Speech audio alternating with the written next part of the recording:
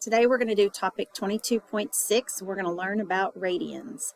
If you'll remember, we talked about radians back when we did trig, and the main thing we talked about was there were other ways to measure angles besides degrees, and so today we're going to talk about that other measure, which is called a radian.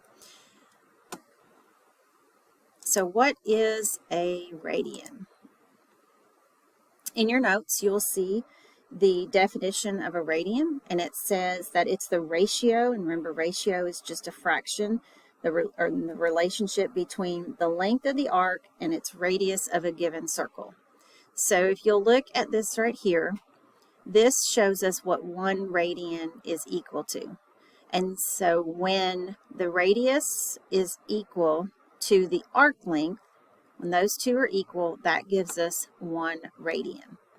And down here, it will show us that 1 radian is the equivalent to approximately 57.2958 degrees.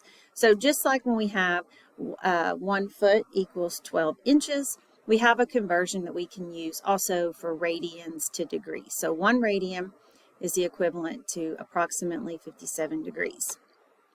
So if you'll take a look at this video, it shows us that the radius, and then it wraps around, and the radius length and the arc length are the same. And so when that happens, this angle that's formed is 1 radian. So when those are equal to each other, we get 1 radian. So in your notes, you see that definition for a radian. Now, if we take a look at this, you'll see where it's kind of repeated over and over. So this is 1 radian. This is 2 radians, 3 radians, and then that's a little bit more. And if you'll notice, it's a little bit more than 3. And that one number that we all know that's a little bit more than 3 is pi. And so if we look at our semicircle that we made here, we know that 180 degrees is the equivalent to pi radians. So then what would 360 degrees be? Well, if 180 is pi radians, then 360 degrees is another pi radian, so it would be the equivalent to 2 pi radians. So, in your notes, we are going to fill in the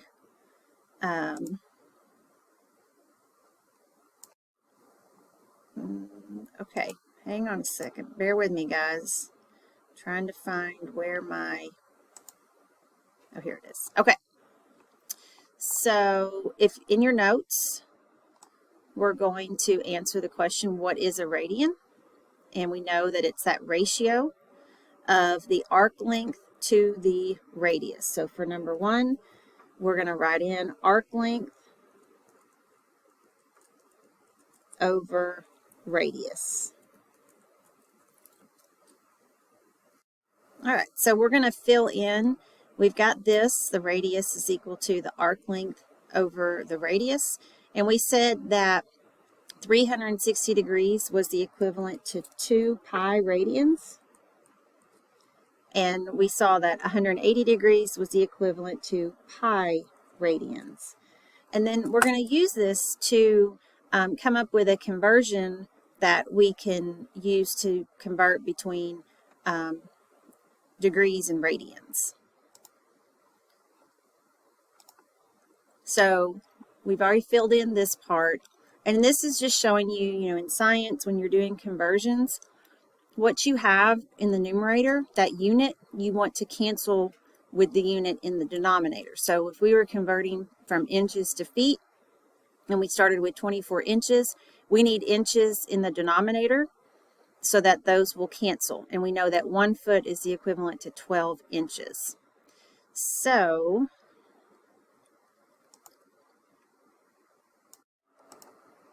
all right, so in your notes, we're going to write this conversion down on number 3. To convert from degrees to radians, all we need to do is multiply our degree by pi over 180 degrees. And then the same thing with converting from degrees or radians to degrees. We're going to multiply by 180 over pi. All right, so we're going to write on number 3 To convert from degree to radians, we're just going to multiply by pi over 180 degrees. And when we convert from radians to degrees, we're going to multiply by 180 degrees over pi. All right, so here's our conversions.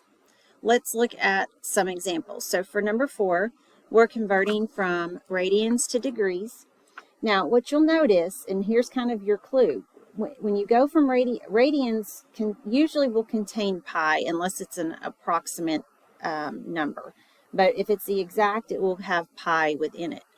So if you need pi to go away, because when we talk about degrees, we don't, it doesn't contain pi, then if you have pi in the numerator, you're going to need to have pi in the denominator for those to cancel. So that's kind of your clue as far as which one you're going to use. So this is from radians to degrees, so we're going to use this conversion, and we're going to multiply by 180 degrees over pi.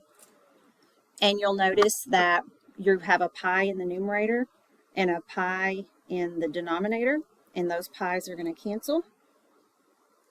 And then you know that 2 goes into 180 90 times, so it's really just 7 times 90, which is 630 degrees. And we'll talk about what that is in just a second. All right, for the next one, same thing. We've got pi in the numerator. We're converting to degrees, so we want pi to be in the denominator. And we're going to put 180 degrees up here. The pi's will cancel. 18 goes into 180 10 times, so this is just going to be 95 times 10, which is 950 degrees. All right, so here's the first ones that we worked. Now we're going to convert from degrees to radians. So this time we're going to use the second, or that first conversion, number 3. So this time you've got degrees basically in your numerator because we can put that over 1. So we need degrees in your denominator. So this will be our conversion that we're going to use, pi over 180 degrees. So your degrees are going to cancel. And then essentially this is just 250 divided by 180. Now, we want to make sure our answers are not decimals. We want fractions. And so when we divide that, we get a decimal, and we want to change it to a fraction, which is 25 over 18. And then we've got to make sure we have pi, because we do not want to multiply pi, or we're going to get an irrational number, which will give us our decimal. So this is going to be 25 pi over 18. And when it doesn't have the units, it's understood to be radians. All right, same thing with the next one. We're going to put this over 1, and then we're going to multiply by pi over 180 degrees. The degrees will cancel, and this is just 165 divided by 180. And again, we get a decimal, so we want to change that to a fraction. So that's 11 over 12, so 11 pi over 12 radians. All right. So here's what we call our unit circle. This will show you the equivalent to a degree and radians. So you can see that 30 degrees is the equivalent to pi 6 radians, which is just 1/6 pi radians. This is something more when you get into calculus and trigonometry that you'll talk more about. These are just some of the most common ones that we will use. 90 degrees, since 180 degrees is pi radians, then 90 degrees is going to be half of that, so you have pi halves. Same thing, this is 3 halves, so 270 is 3 halves pi. These are just kind of the most common ones that you'll see. All right, so here's just some things to note. It says typically if there's no degree sign, then we assume it's in radians. So that's why we always say make sure you include your degree signs, because if it doesn't have a degree sign, we assume it's radians. Radians can be expressed using multiples of pi, or it can be written as a rounded decimal. If it's written as a rounded decimal, you might see, we'll look at an example later on about like 0.44 pi. Again, that's just rounded because, not 0.44 radians. Because It doesn't include pi, so that's just an approximate answer. What a lot of students do to translate from radians to degrees so that they understand what's going on, because sometimes they'd rather deal with degrees instead of radians. So they'll convert over to that, but this just says, I encourage you to think about radians and try to use those because you will be using those in your upper level math classes. As far as your calculator goes, unless you're doing trig and you're using sine, cosine, or tangent, you do not need to change your calculator from degrees to radians. Okay, so how are we going to use this then? So we talked about arc length as far as the ratio with radius, arc length to radius, is what a radian is. So if we take this formula here and we rewrite it and we solve it for arc length, we would multiply both sides by radius and we would end up with the arc length is equal to the radius times the radians. So we're going to write that down right above number 7 in your notes. Arc length is equal to radians times the radius. And this gives us a formula that we can use then to find arc length when we're given radians instead of the arc measure. So let's look at some examples. So for number 7, what we're given is the arc measure in radians. So it's pi thirds. And then we're given the radius. So imagine this didn't really print, but you have this whole, the rest of this circle here. You're just looking at this slice. So we just want the length of this arc. So to find the arc length, we're just going to use our new formula. And it's the radius and the radians multiplied together. So this is pi thirds. And you don't really need a calculator. You know that 3 goes into 9 3 times. So your answer is just 3 pi centimeters, because we're talking about the length of the arc. Okay, so some people will see that this formula might be easier to remember than our other formula, which was the arc measure divided by 360 times 2 pi r. All right, for number 8, we're going to do the same thing. To find the arc length, we're going to use our new formula. We're going to take the radius, which is 7, and we're going to multiply it by the radians, which is 3 pi over 2.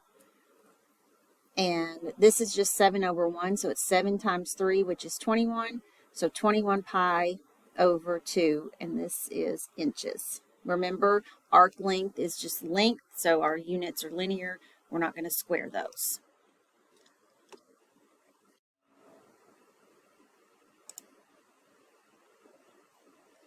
All right, now let's look at area of a sector. So not only do we have a new formula for arc length, but we also have a new formula for area of a sector in terms of radians. And it's 1/2 radius squared. So again, we're talking about area. So radius squared times radians.